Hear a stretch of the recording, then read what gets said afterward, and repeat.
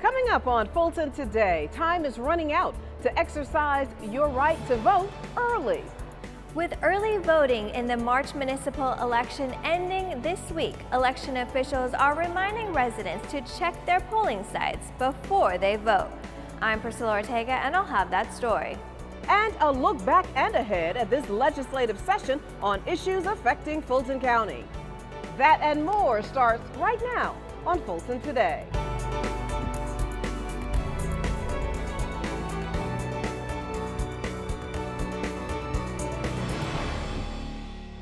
Welcome to Fulton Today, everyone. Early voting wraps this week for residents who vote in the city of Roswell and the new city of South Fulton. But what do you need to know if you plan on voting on Election Day? FGTV's Priscilla Ortega joins us now with more on this story. Priscilla? Shania, the main advice election officials are giving to residents who are choosing to wait until Election Day to cast their ballot is to make sure you check your city council district before you head to the polls. And also, make sure you give yourself plenty of time. While signs for candidates line the streets through South Fulton and Roswell, and crowds have packed a number of candidate community events, that level of interest has not been seen at the polls during early voting. Election officials hope everyone who didn't take advantage of early voting will cast their ballot on Election Day. I just want to encourage all eligible citizen voters to go out and cast their ballot. That could mean longer lines on Election Day, so plan ahead. Absentee voters also need to make sure they cast their ballot as well. The ballot must be in, though, no later than 7 p.m. on election night at our main office or one of our satellite locations. With more than 70 names on the ballots for various races, election officials expect a runoff election to take place on April 18th. Chances are very good that there will be a runoff. We have about more than 70 voters, specifically in the city of South Fulton, vying for 8 offices, and you have, I think, 4 candidates in the city of Roswell vying for 1 office. A runoff will take place between the top 2 candidates in each race, as long as no candidate receives 50% plus 1 vote. Now remember, you can check out your district by either looking at your voter registration card or going to mvp.sos.gov. You can also see the list of candidates by going to fultonelections.com. Remember, polls will be open for registered voters in Roswell and the new city of South Fulton on March 21st. Reporting from downtown Atlanta, I'm Priscilla Ortega for FGTV. Thank you very much, Priscilla. Well, Crossover Day has come and gone over at the state capitol, and there are just a few days remaining in this year's legislative session. So what, if anything, has happened that could impact Fulton County? Well, Christopher Causey, he is the legislative assistant for Fulton County. Welcome to Fulton Today. Hi, Shania. Thanks for having me. All right, so I said Crossover Day, but not everyone understands what that is. Talk about the significance of that day. So Crossover Day is the last day legislators have to get their legislation out of the chamber of origin into the opposite chamber in order to receive further consideration during that session. If the legislation does not pass to the opposite chamber by Crossover Day, essentially it's dead for that session. And Chris, talk to us about some of the bills that were taken up on Crossover Day. So on Crossover Day, the House took up House Bill 340. House Bill 340 is a bill that makes significant changes to the distribution of the revenue of the title ad valorem tax. Essentially what it does is that the House wants to distribute the funds from the state to the local government over the next several years. Also on Crossover Day, the House took up House Bill 280. This is one of the many gun bills it had under purview this year. House Bill 280 allows individuals that own a Georgia weapons carry license to carry a concealed weapon on college and university campus. It does provide for an exclusion in student housing, athletic events, and also preschool spaces. So then what is the process for the remainder of the legislative session? So the remainder of the session will consist of committees taking up legislation that rests in the body of the committee that came over from the opposite chamber. If the committee passes the bill out from the opposite chamber without any changes, from that point, the bill goes to the governor's desk for signage. And what, if any, legislation, particularly of interest to Fulton County, made it by the crossover day deadline? So there were two pieces of legislation on the Fulton County legislative agenda for 2017 that actually made the crossover day deadline. The first was Senate Bill 70, which passed out of both chambers earlier during the session. Senate Bill 70 extends the sunset date for the hospital Medicaid financing program from June 30th, 2017 to June 30th, 2020. The second piece of legislation on the Fulton County agenda for 2017 is Senate Bill 222. Senate Bill 222 seeks to modernize the E911 system and provide for balanced funding. And talk to us about the effects these bills have on the county. Senate Bill 70 will provide critical funding to high-volume Medicaid providers in Fulton County. Grady Memorial, being chief among these, will receive roughly $10 million annually from this source. If Senate Bill 222 were to pass, it would also provide funding for the E911 system, which is critically needed to keep the system modern and up to date. Always great information. Chris, thanks for keeping us updated this session, and we appreciate you being on the show. Thanks again for having me. Now, for the latest legislative updates, check out the county's website, fultoncountyga.gov. A Fulton County police officer who's worked to improve public safety conditions along a busy county corridor receives recognition for his efforts. Members of the Fulton Industrial Community Improvement District honored Officer Roger Burkhart for his hard work during a recent meeting.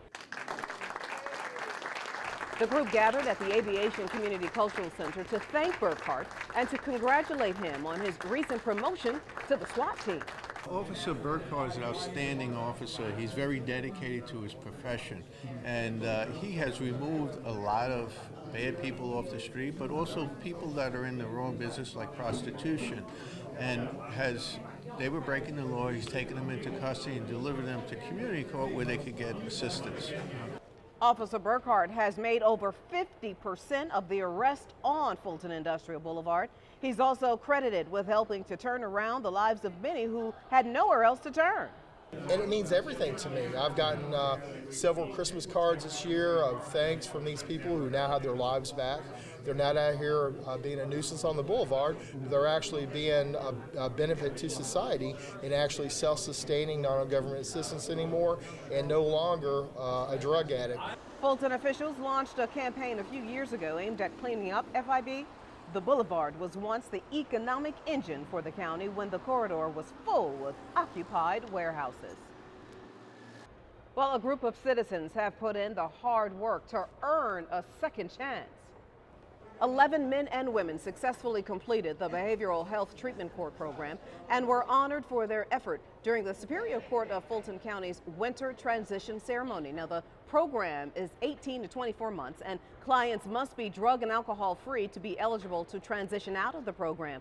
Clients must also be medication compliant and able to maintain stable housing.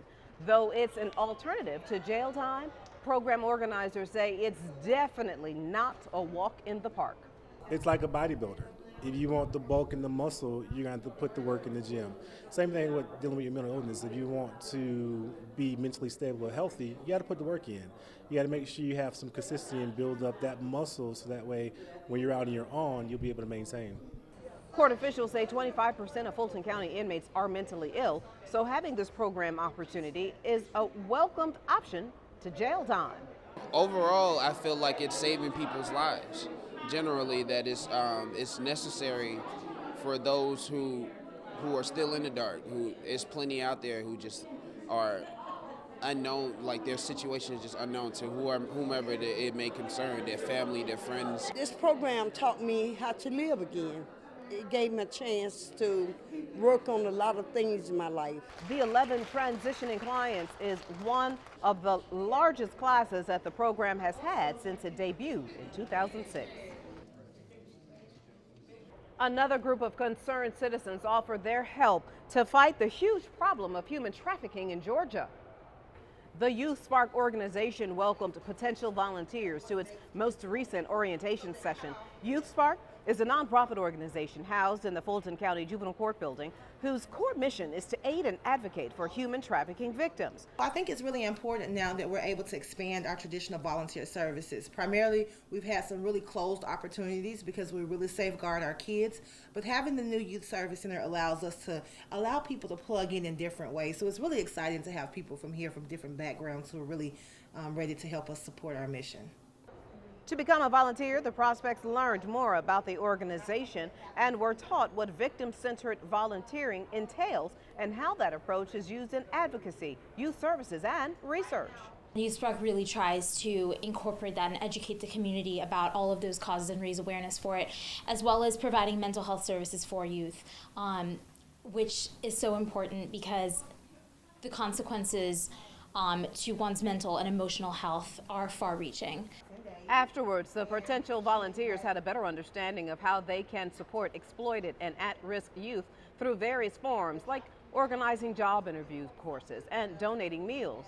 To learn more about Youth Spark and its volunteer opportunities, call 404-612-4628 or log on to youth-spark.org. And still to come, a beloved author is celebrated while children are encouraged to read. It's a part of our district by district coverage next.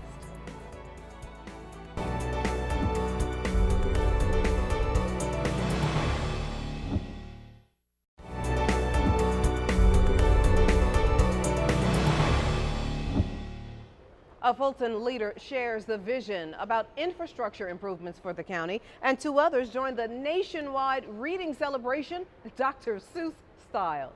Here's this week's district by district coverage.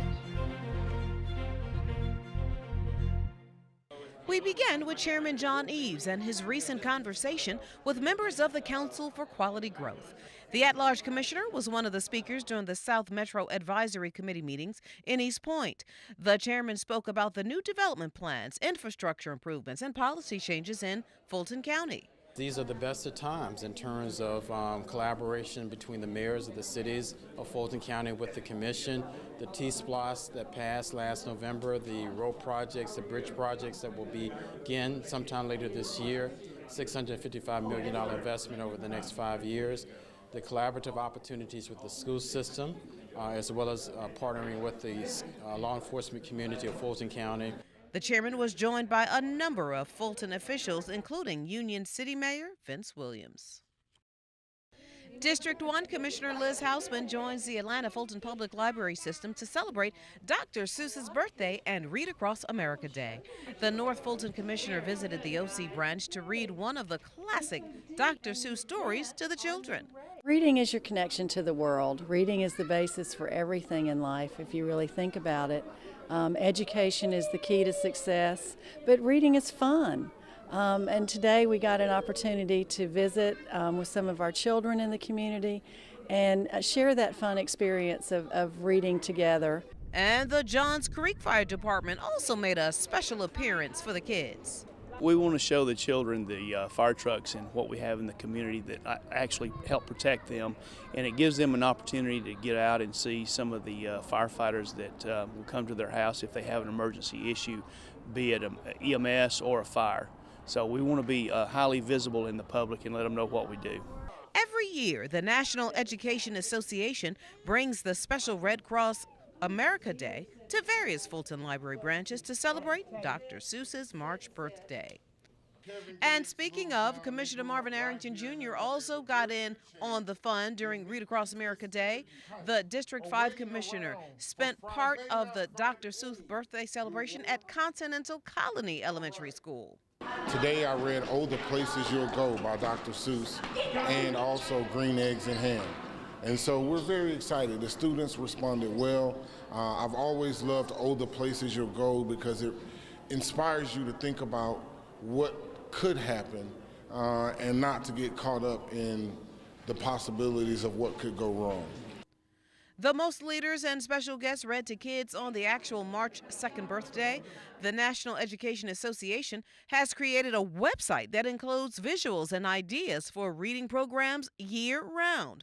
Of course, the Dr. Seuss classics are always available at the Atlanta Fulton Public Library system branches. High school students from throughout South Fulton County submitted artwork for the 12th annual South Fulton High School exhibition. The opening reception at the Southwest Arts Center studio building gave the students' family members and arts enthusiasts a chance to see the artwork firsthand. I think my goal artistically is to express story and emotion, and I've always told myself, I've always believed it's very important to highlight the beauty in life by acknowledging the misfortune and the badness. We'd like to extend our warmest congratulations to all of the participants in the South Fulton art exhibit that is focusing on our young people, our high school students. We are so proud of you, but we want to just send you one message. You are doing what we expect you to do. We expect you to do great things because we know who you are and where you came from. I look forward to sharing with you, and I urge all the members of the community to come out to this exhibit and see what our children are doing. The exhibition and competition is sponsored by the national organization called the Society. The organization is dedicated to the intellectual, social, and economic development of youth in the arts. Prizes were awarded in several categories in this student competition. The 12th annual South Fulton High School exhibition continues through Friday, March 24th at the Southwest Arts Center.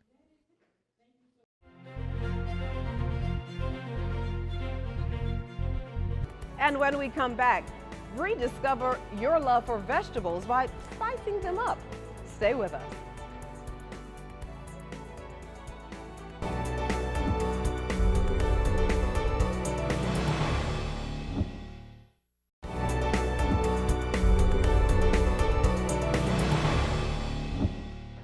Well, it's just about that time of year when public pools open for the season, and this year the county is handling those pool inspections just a bit different.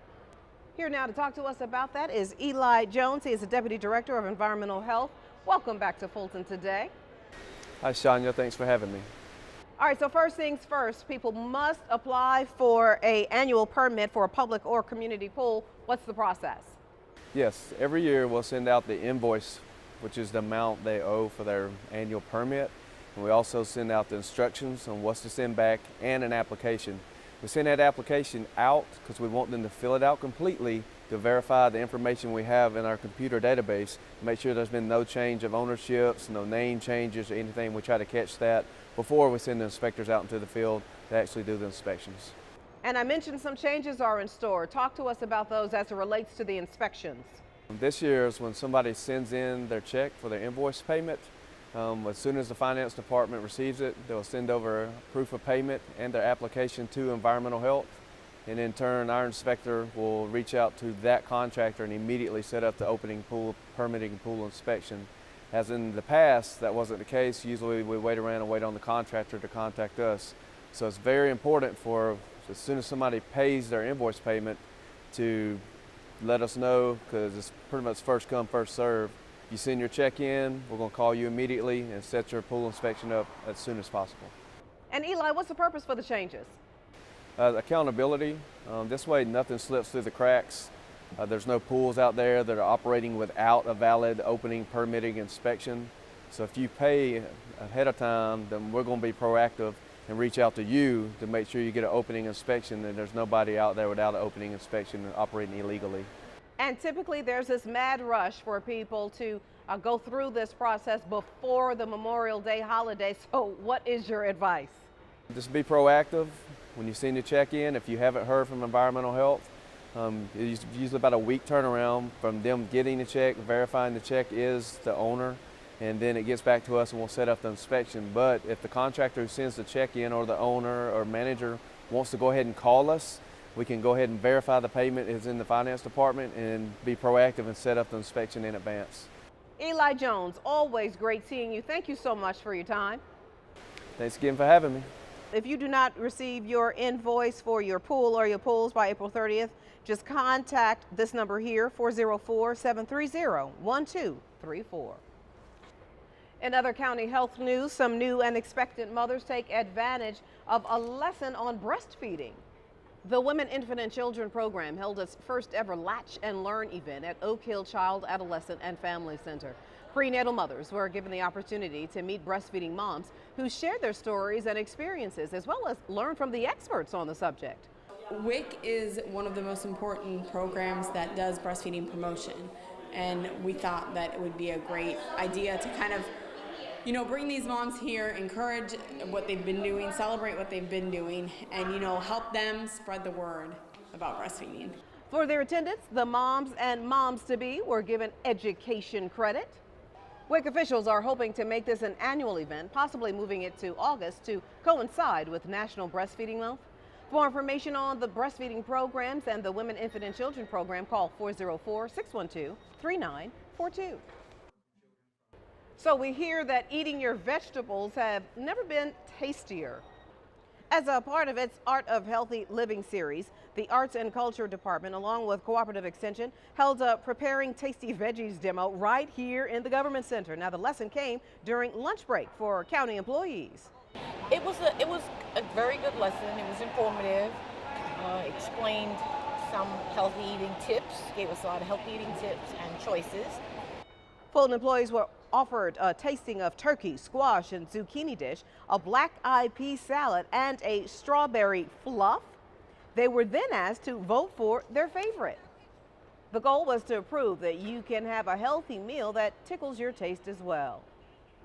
I think that you should definitely try doing different things with your turkey and squash. A lot of times in the South, we cook our vegetables until they're very, very soft, and we only use onions, but we can use all kinds of different things to make our foods taste great, like using garlic or basil or other herbs. So try something new.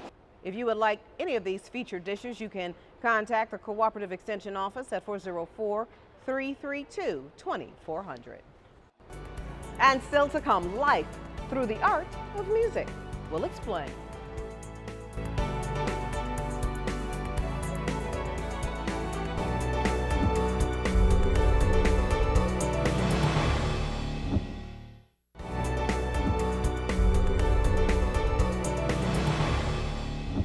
Real-life issues are expressed on canvas thanks to a unique group of artists.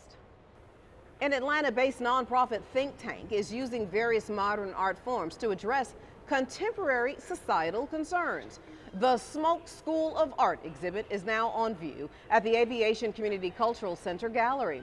The works of art was done by a collective group of artists from varied backgrounds. This body of work, Where My Wings, addresses the idea of a social issue like gentrification, the systematic education system, as well as knowledge of self. Smoke School of Art is now on view through next week. And finally, young litigators battle it out in a moot court competition. The competition was held at the Fulton County Assembly Hall, and the students made oral arguments in front of a panel of esteemed judges, similar to how cases are presented to the Supreme Court. Now, this year, students presented briefs and arguments on the Fourth Amendment and police conduct. I always love coming to these competitions. They're a great way to be able to talk about the law in the way that it currently is, and it's great to be able to see how the law is now so that we can see if we want to become policymakers and change some of these laws that are already in existence. National Civil Rights Defense Attorney Benjamin Crump was a guest panelist. This topic was very, very germane to what's happening in America right now, and so I thought it was an excellent selection.